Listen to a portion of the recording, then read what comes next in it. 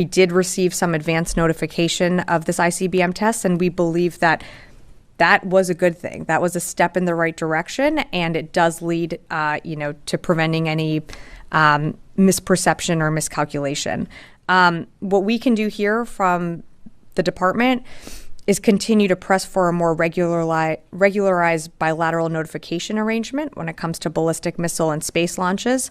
And this is something that we've proposed with the PRC, and it represents, a common sense confidence building measure. So we want to see these types of notifications continue. From my perspective, China is clearly using this test to convey a number of messages. I would say the first message relates to how the missile flew, the trajectory of the missile. So if you look at the missile, it was launched from Hainan, China's, equivalent of Florida. And then it flew in between, over the waters in between the Philippines and Taiwan. And then it landed some almost 12,000 kilometers far further from that in the Pacific, as you mentioned. And that trajectory, I think, is meant from China's perspective to convey a number of signals, including to the Philippines, to Taiwan, and to the United States. I'm happy to elaborate if you want to discuss any of the specific messages that China may have intended to convey. Well, speaking of messages, is it largely about deterrence, or is there more to it than that? I think it's definitely largely deterrence, but it's also maybe particular given some of the recent developments in the region. So, for example, with the Philippines, we know that China has been objecting to U.S. deployment of a mid-range missile system to northern Philippines, the Typhoon missile system. And the Chinese trajectory of its most recent ICBM test is quite close to northern Philippines. So I think that's one message that China is trying to convey to the Philippines and the United States: please remove your missiles. And China's using a missile flight of its own to demonstrate that.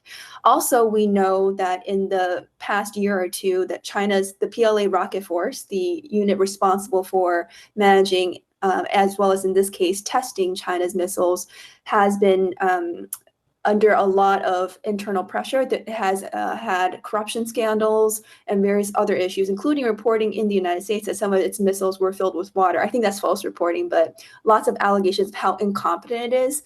So it is in China's interest to also demonstrate its military capabilities to the United States and to the international community at large. So this is, of course, not the first ICBM test since 1980, but the first full-range test that we've seen a missile travel nearly 12,000 kilometers over water. So that's been the first one since 1980. So I think by engaging in this test, China is trying to demonstrate its capabilities, but also potentially what we need to watch moving forward is this the beginning of China doing these tests much more regularly, both to advance its capabilities, but demonstrate its power. We know from, for example, the United States does this a lot more regularly. Like we do ICBM tests longer range over water a lot more regularly than China. And it could be China trying to showcase to the international community that it wants to be like a great power like the United States. It wants to flex its muscles. You mentioned the message, of course, of deterrence. You mentioned the message it's trying to convey to the Philippines. How are China's neighbors responding to this? I think, not surprisingly, China's neighbors are quite, some are surprised and some are quite worried. So you mentioned some of the prior notification. I believe there was a very short prior notification that China provided the United States. But from what I'm seeing, I don't think China provided that notification to Japan.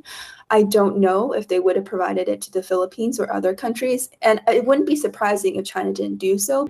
朋友都知道我是很挑剔的，防晒乳我选 KISS 皇家呵护抗光清爽高防晒凝露，因为它有媲美蓝光神盾的抓藻植萃，保护我在阳光下延缓肌肤老化，维持青春弹力。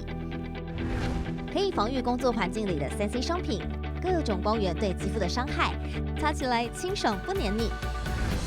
我特别喜欢它做到海洋友善，365天，天天抗光抗老化，是我的保养日常。